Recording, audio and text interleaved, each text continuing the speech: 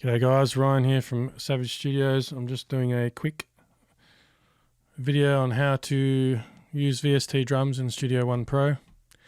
This one we're going to be using the Crim drums from Bogren Digital, one of my favourite VST drums for metal out there at the moment. So we're going to get straight into it. So to start it off, we're going to start a new session.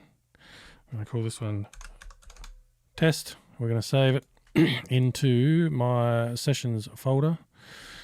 I have two folders, main storage and a sessions folder. This is my SSD drive, much quicker. The main storage is a disk drive, but it's a lot of has a lot of storage on there. So we're going to save this at 48 kilohertz, which is good for movie and video recording. 41, you can use 41, but it's generally just for audio only. And 48 is the standard for videos as far as I'm aware. I'm no expert in this topic, but I'm still keen to give everything a go, and I just want to try and make it easy for people who are starting off and learning new things, like how to use this Studio One, which is a huge program, and it takes a lot of years to learn it all properly. So any sort of little video I can do to help, I'm keen to give it a go. So first of all, we want to make an instrument track, and that brings up now our instrument track, which is basically a MIDI track, but we need to plug our instrument into this track. So at the moment we've got nothing loaded up. So we want to load up an instrument. So we can just click on here, which is this little button here. So this shows and hides all of your instruments and inputs. So I use Contact, which is a great program, a great VST host. And we've got the Crim drums here. So that's all loaded up. And we've got some really nice sounding drums. It's just the standard default drums. They've got a lot of cool demo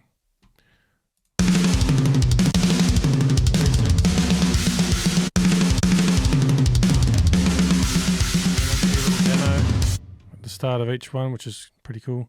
So we need to plug this into our track. So all we do is click on this over here, and that now plugs our instrument into our track and gives us a little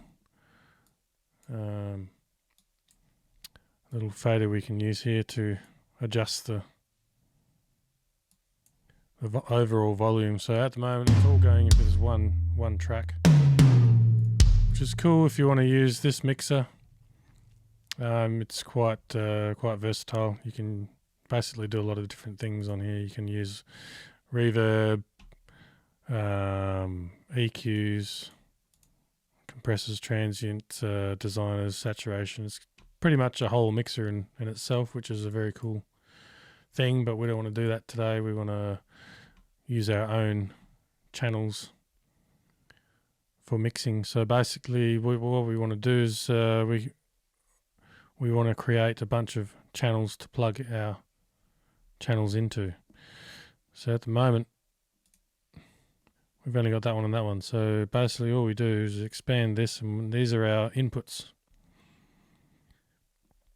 So we can basically treat these as mic inputs.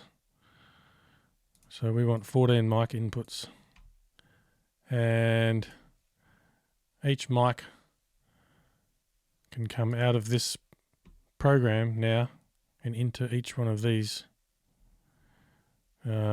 channels. So to do that, so the kick, we can just plug that into channel 1. And then, so now this is channel 1. So now we've just plugged our mic from our kick. This is obviously not how it's properly set up, but we're just going off of what, if we were in a real studio, this is what we would do. So now we want to plug our sub kick. We're going to do it in order. So this is sub kick's going to go into channel 2. So now if we solo number 2, we should hear just the sub kick, which is Perfect, that's what we want. So now we want to just go ahead and do them all in order. So plug them all in order. So out 3, out 4. We want to skip the triggers. We don't want to use them.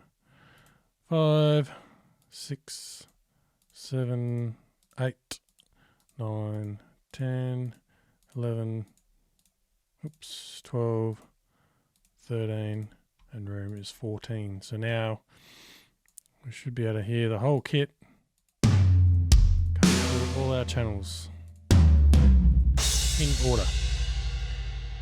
So now I'm just going to quickly name them all. Kick, sub, snare top, snare bottom, tom 1, tom 2, tom 3, 4. That's actually tom FX, which is this little tom over here, which I think is a pretty cool idea, but we'll just name it tom 5. And I think we got hi-hat, and then we got hi-hat FX, which is, they use 2 hi-hats, which is another cool idea as well.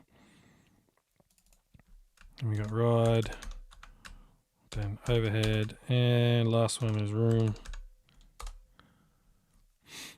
I think we're missing one. Should have 14 there. Where are we missing? 1, 2, 3, 4, 5, 6, 7, 8, 9, 10, 11, 12, 13, 14. Yep. No. That's where I went wrong. I didn't tab it. Room. There we go. So now if we want to do a quick test, we can just go to our grooves pack, which comes automatically with the Bogger Digital stuff, which is really cool. I want to use something with a bunch of toms in it so we can get the whole kit.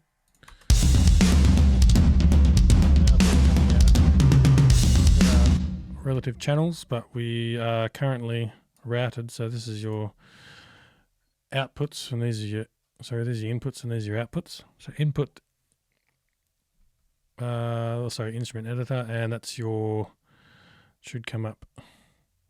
Nope, doesn't. Anyway, that out, they're all outputting to this main channel, which we don't want. We want them to output to a bus, and then that bus needs to go to our main, just main down here. So now if we hit play, which is our drum bus.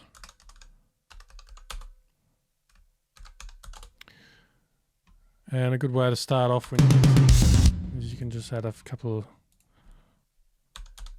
plugins, or even if you're just writing songs, it's good to get a decent sounding starting point, which is, I like to use the VBC FG Grey, which is basically an SSL plugin with a few hot rodded bits on there. So it's got a high pass filter on there, which I like. I like to get between 3 and 5 dB of gain reduction, just so you can hear the compressor. You don't want it just sounding dry, and because when you have a kit that's not compressed and glued, it does sound a bit strange. All the instruments pop out everywhere. And if you use a bus glue compressor like this, everything kind of tends to gel a bit better. It just gives it a nicer sound overall.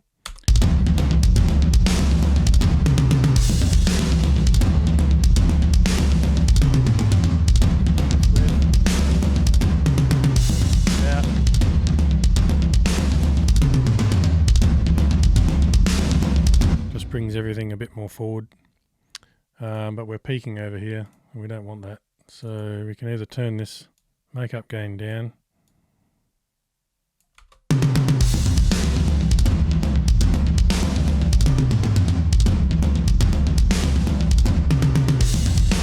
so that's good. We're not too worried about gain at the moment, if we're just writing songs, but if we're mixing, we want to make sure our gains are correct and not clipping anywhere.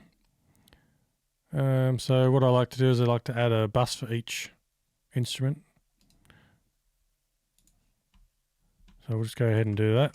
Add a bus for the snare, add bus for all the toms, add a bus for all overheads, and add a bus for the room, and that way, whoops, undo that, and that way we can process each individual instrument on the drums separately. And in Studio One, it automatically routes everything to where the instruments were routed originally, which is really cool. So we're just going to name each one: kick, bus, snare, bus, tom, bus, head, bus, and room, bus. And we'll go ahead and color all them, make them look nice, and make that one orange. So there we go. That's a good starting point. Using VST drums, and so if you want to write songs, I like to just do it this way, and that way it's all set up. You don't have to worry about doing it later on. You can also save this as a template if you want, so as soon as you open up a new session, this will all just appear like this, which we can just go up to here, save as template. Call it Crim Drums, and I don't worry about any of the descriptions or subtitles. So now we can just save that as a template, so now every time we open up a new session, all our drums are ready to go. So that's a quick rundown on how to start up a VST drum kit in Studio One Pro 7.